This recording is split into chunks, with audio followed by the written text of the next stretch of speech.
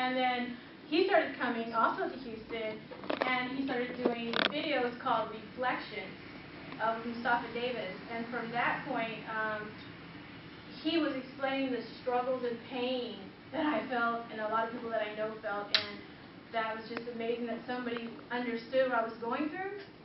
And then he did a video called The Third Place, and talking about community coming together for no particular reason, but just coming together, and there's always a benefit in that.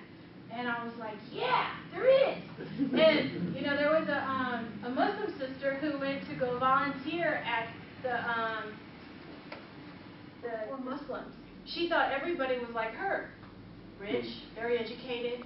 And I was like, okay, if you're saying this, maybe a lot of Muslims that live in the suburbs don't know that there's Muslims in the city that do have a hard time, and it's like we need to just bring them together somehow.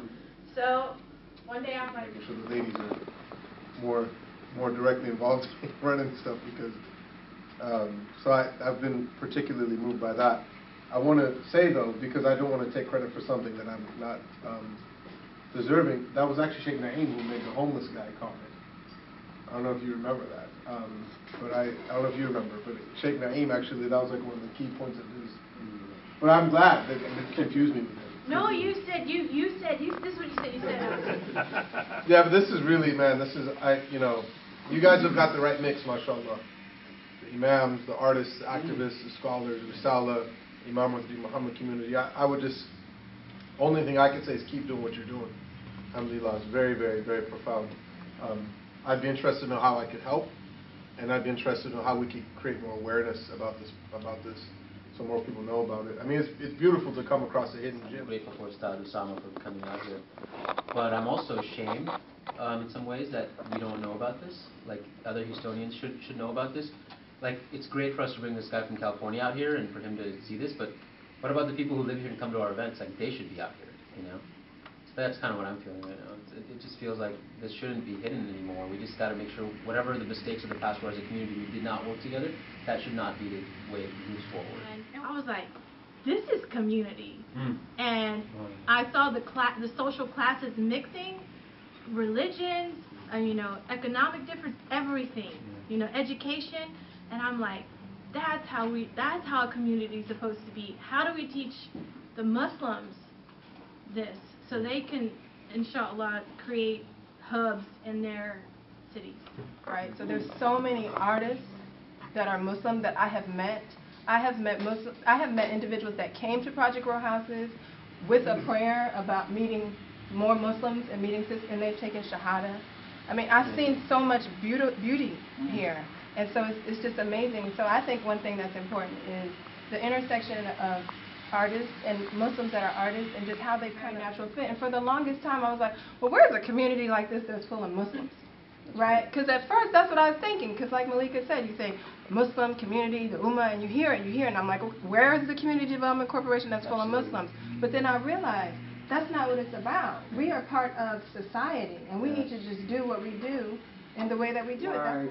Why do you think this place attracts Muslims, or why do you think so many Muslims in Kabul come? Maybe it's not a large number, but I think that there have been some, to me, a significant number of important Islamic role models, I think.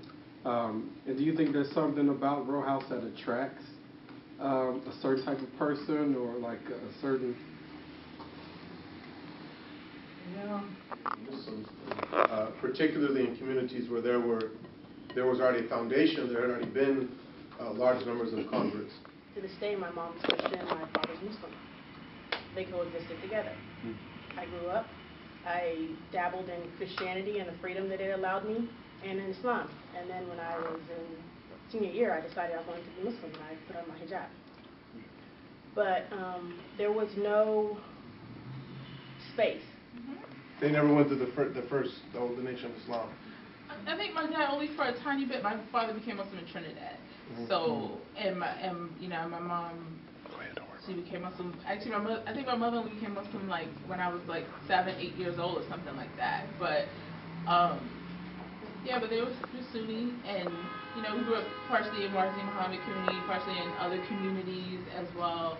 You know, stuff like that. I mean, I don't think for me it was exactly like that, but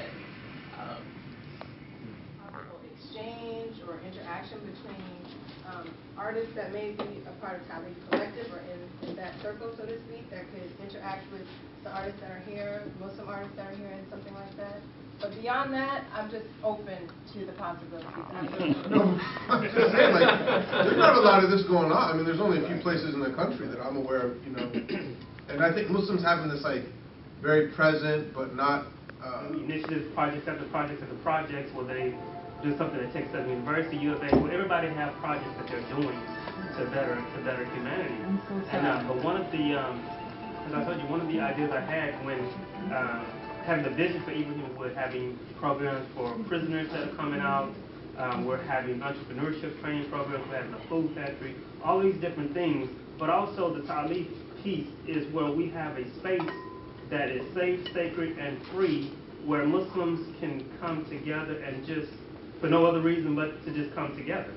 And so that's the idea. And I think the best thing that you could do, you know, well, I think what Allah has blessed us with to advance the message of Islam, and what can we do to do it more. What I'm saying is this opportunity that we have is golden.